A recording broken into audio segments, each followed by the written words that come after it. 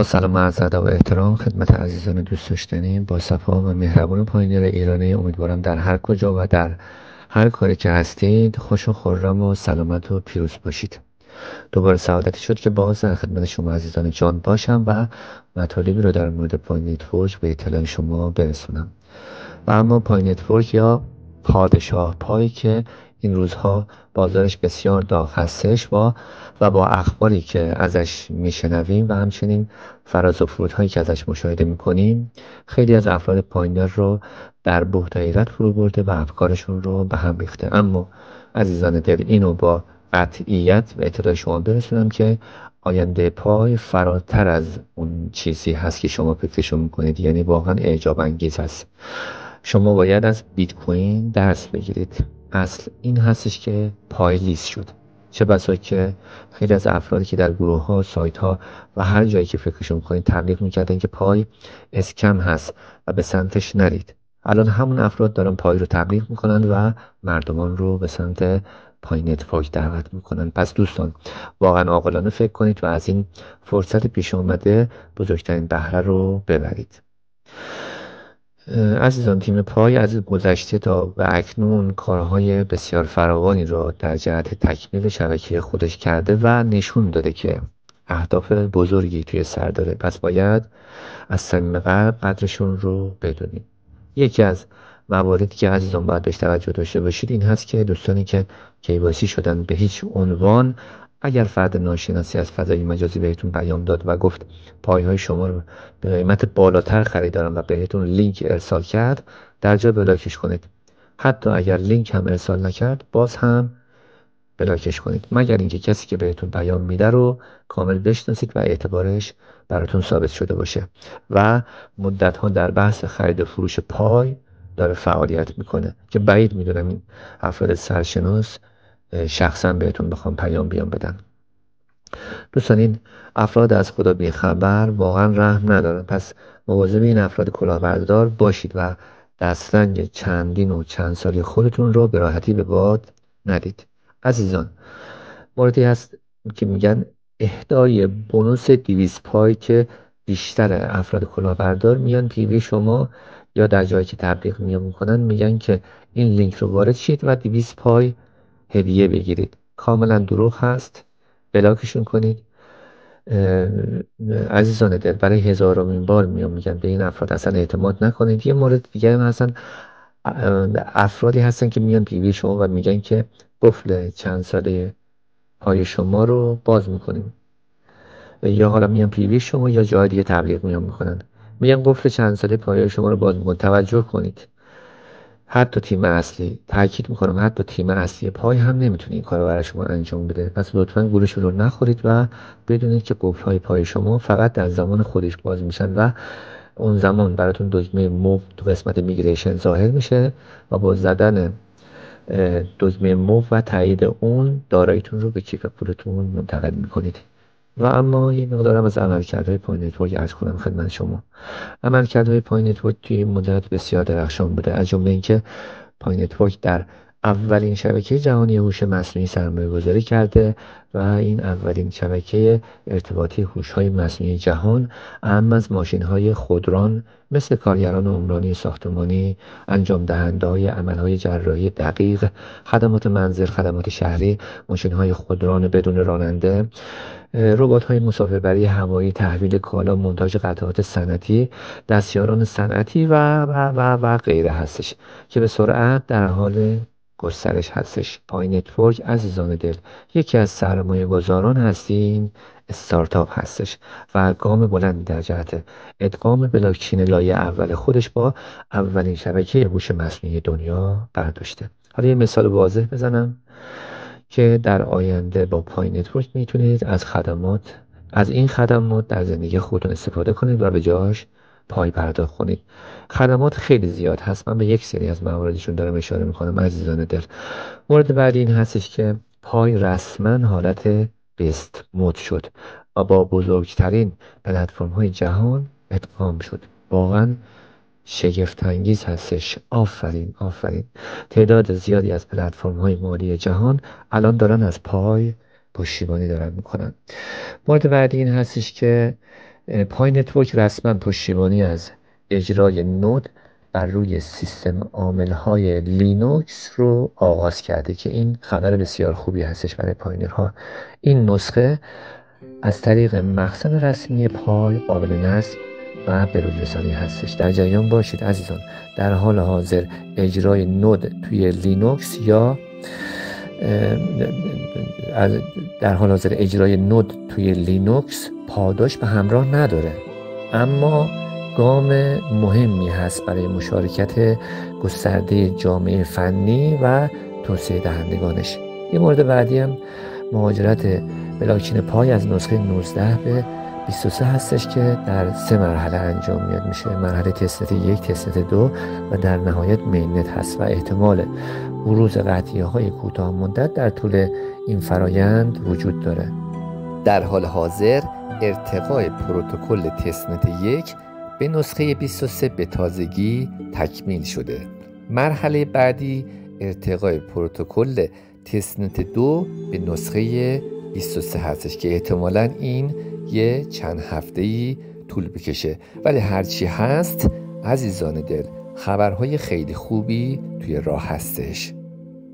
این فرایند مرحله بندی شده تاکید میکنه که پروتکل 23 یک بروزرسانی معمولی واقعا نیست، بلکه بازسازی بنیانهای شبکه هستش و یکی از تحول آمیزترین جنبه پروتکل 23 را هم بهتون بیام بگم که اجرای KYC در خود پروتکل بلاکچین هستش. لازم به ذکره که الان در حال حاضر کاربران KYC شون به طور بومی داره انجام میشه، همونطور که در جریان هستید. با اجرای این فرایند اختیار KYC به سایر نهادهای مورد اعتماد هم واگذار میشه و این خیلی خوب هست و روند KYC بدون اشکال و سریع پیش میره جلو و حتی کسایی هم که مشکلاتی در عمل KYC دارند با امید خدا برطرف خواهد شد. این مورد که خدمت شما عرض کردم یکی از اون موارد خوشایندی هست که اتفاق میفته.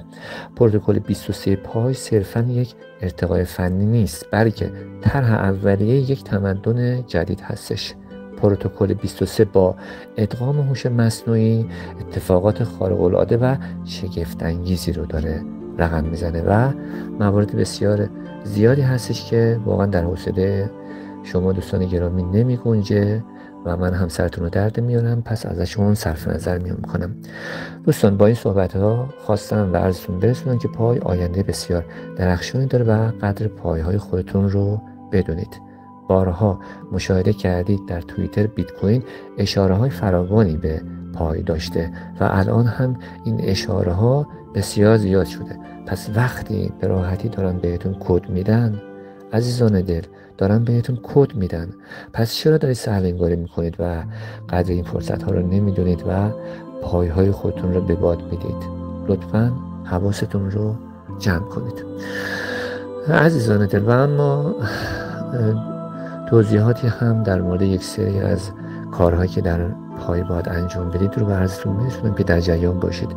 اولین مورد این هستش که در پروفایل شما یک گزینه اضافه شده به نام پسکی که اجباری نیست و اختیاری هست انجام دادن این کار. عزیزان دل تاکید میکنم اجباری نیست این کار. این مورد فقط یک مزیت داره برای پایین‌ها.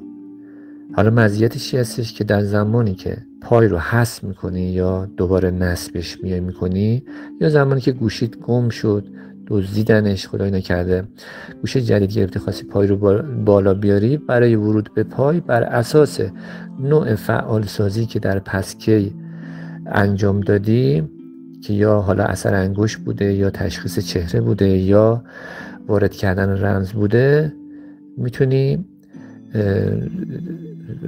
به این سیستم یا با اثر انگشت یا با تشخیص چهره یا با وارد کردن رمز وارد پایت بشی و تنها کاربردش همین هستش که به راحتی وارد بشی. مادرم حالا بابت امنیت هستش.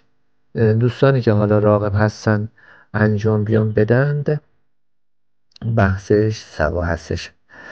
خدمتتون عرض کنم که این موردی که عرض کردم خدمتتون به درد کسایی میاد میخوره که کسانی که در زمان ورود به پای پسورد خودشون رو دائما دارن فراموش دارن میکنند. و اما مراحل فعال سازی پسکی رو بهتون بیام بگم که از چه قرار هستش. وارد پای بشین، 3 خط بالا سمت چپ رو بزنید، گزینه ها که اومد پروفایل رو بزنید روش.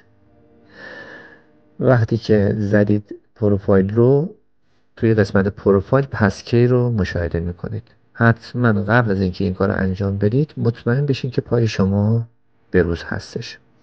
بعد که مطمئن شدید پای بروز هست، بیاید توی پروفایل جلوی گزینه پسکی اد رو بزنید. اد رو که زدید روش، وارد صفحه دیگه میشید که گذر واژه ورود به پای رو از شما میخواد. همون گذر واژه‌ای که در زمان ورود به پای شما تلفن رو میزنید و بعد گذر واژه ازت میخواد، همون گذر واژه هستش. اگر گذر واژه رو ندارید یا فراموش کردید، گزینه زیر پسورد رو که نوشته forget your password رو بزنید تا بتونید گذر واژه جدید ثبت کنید. وقتی forget your password رو زدید، وارد صفحه بعدی میشین که ایمیل شما رو نوشته. اگر ایمیل شما درست بود، کانتینیو رو میزنید و به صندوق شما یه ایمیل میفرسته جهت ریست کردن پسورد. اما اگر ایمیل شما درست نبود و خواستید عوض کنید، گزینه زیرش رو میزنید و یک ایمیل جدید بهش میدید. بعد که کانتینیو رو اومدید زدید، یک ایمیل برای شما ارسال شده. وارد صندوق پیام های خودتون بشید. وقتی که وارد شدید اونجا، توی صندوق پیام هاتون توی ایمیلاتون گزینه نوشته reset my password رو میاد میزنید. وقتی که اینو زدید، وارد صفحه دیگه میشید. گزینه اول میگه رمز گذر واژه جدیدت رو بیا تعریف کن تو اونجا. پس شما چون رمز نداشتید، گذر واژه نداشتید، الان اینجا اومدید یه گذر واژه بگیرید دیگه برای پای خودتون. گزینه اولش الان اینجا میگه رمز جدیدت رو اینجا بیا وارد کن. حتما یادتون باشه اون گذر واژه‌تون رو یادداشت کنید. پس اول رمز جدید رو وارد نمی‌کنید. گزینه دوم میگه ادامه بده یا آن هم کانتینیوی که اونجا هست، و گزینه 3 ایمیل شما رو نشون میده. اگر همه چی درست بود، اوکی بود، کانتینیو رو بزنید و تمام. پسکی شما فعال شد و میتونید به توی پروفایل مشاهده کنید که پسکیتون فعال شده. مورد بعدی که میخوام خدمت شما عرض کنم این هست که در قسمت چک لیست برید و گزینه 3 چک لیست شما اگر نارنجی شده بزنید روش و بعد 24 کلمه رمزتون رو بزنید و بعد یک ایمیل برای شما میفرسته که شامل یک کد هست. اون کد رو باید حفظ کنید و بیاید توی این قسمت کد وارد کنید و ادامه رو بزنید و بعد گزینه 3 چک لیست شما ثبت میشه.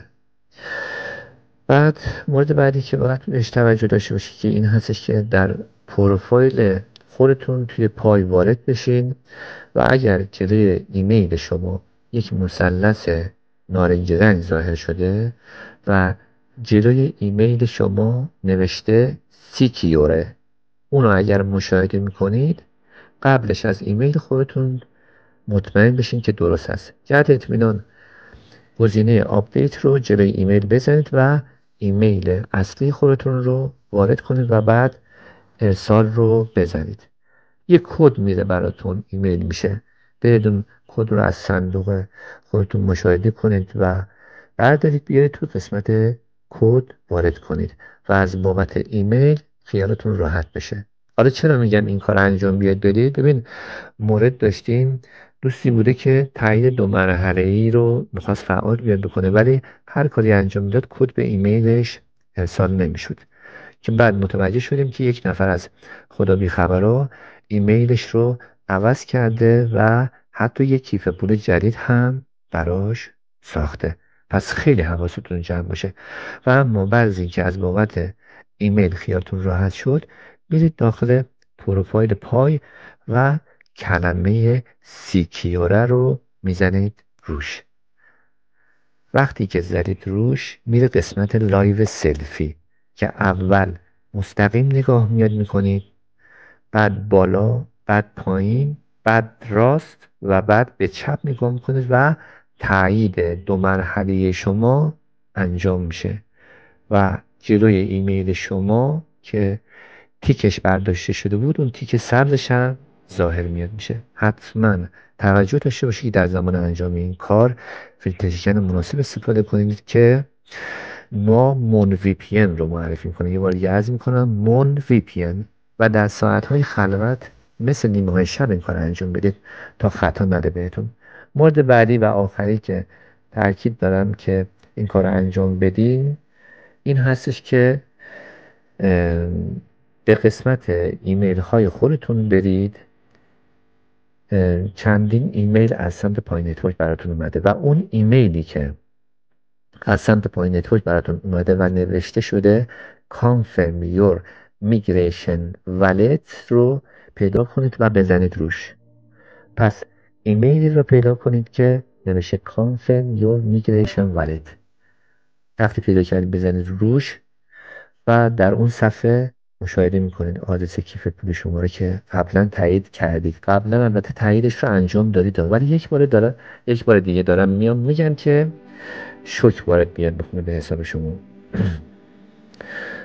قبلا اون آدرس کیف پولی که تایید کردید رو اونجا نشون میده. اگر آدرس کیف پول شما درست هست قشنگ چک کنید، مطمئن میشید که درست هست. در پایین صفحه نوشته کیف پول مهاجرت خود رو تایید کنید. این گزینه رو که دیدید بزنید روش، وارد صفحه میشید نوشته recent email رو بزنید. بعد میگه 24 کلمه رمزتون رو وارد کنید. 24 کلمه رو وارد میکنید و تایید میکنید. بعد یک کد 6 رقمی ایمیل میشه، یک کد 6 رقمی به ایمیل شما ارسال میشه. اون کد 6 رقمی رو وارد میکنید و ریسابمیت رو میزنید. بعد یه تیکه بزرگ سبز بهتون نشون میده و همچنین آدرس کیف پول شما رو که تایید شده رو نشون میده. در انتهای صفحه بعد گو بک یا به عقب برگردید رو بزنید و اینجا دیگه کارتون تمام هستش. دیگه لازم نیستش که کاری بخواید انجام بدید. دوستان عزیز و گرامی، ببینید تمامی این مواردی که برای شما رسوندیم موارد مهمی هستن که در جهت هر چه زودتر تایید شدن شما بسیار تاثیرگذار هستند. نه به طور 100%، بلکه در بیشتر موارد تاثیرگذار بوده و باعث تایید شدن دوستان پایین نشده. پس حتما توجهات لازمه رو داشته باشید. قبلا هم اگر یادتون باشه این سه صحبت ها در مورد اینکه دوستان ایمیل، فیسبوک، اینستاگرام خودتون رو برید، مشخصات خودتون رو چک کنید، مطابقت داشته باشه با مدارکتون، یعنی نام خانوادگی، تاریخ تولد، جنسیت و اینکه بازدید عمومش رو فعال بیاد بکنید. چون ما با تعداد زیادی پایینر در ارتباط هستیم، دوستانی که این موارد رو قبلا بهشون اشاره کرده بودیم، برای تعداد زیادی از دوستان اتفاقات خوبی افتاد و تاییدهاشون انجام شد.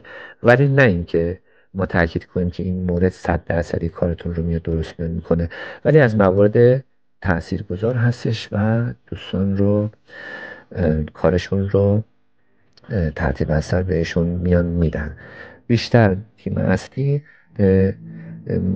کسانی که موجودی پایشون کمتر هست بیشتر توجه داره، ولی در آینده انشالله خبرهای خوبی در راه هستش و مشکلات رو دونه دونه برطرف میکنن و کار همه رو راه میندازن. دوستان با امید آینده درخشان برای همه شما عزیزان دوست داشتنی و صبور پایینر، امیدوارم در هر مرحله از کار و در هر کجای زندگی که هستید زندگیتون سرشار از برکت، شادکامی و همراه سلامتی باشه براتون. مثل همیشه هر جا که هستید موفق و مؤید و پیروز باشید و از خداوند متعال بهترین ها رو براتون خواستار بوده و خواستار هستیم. خدا نگهدارتون باشه.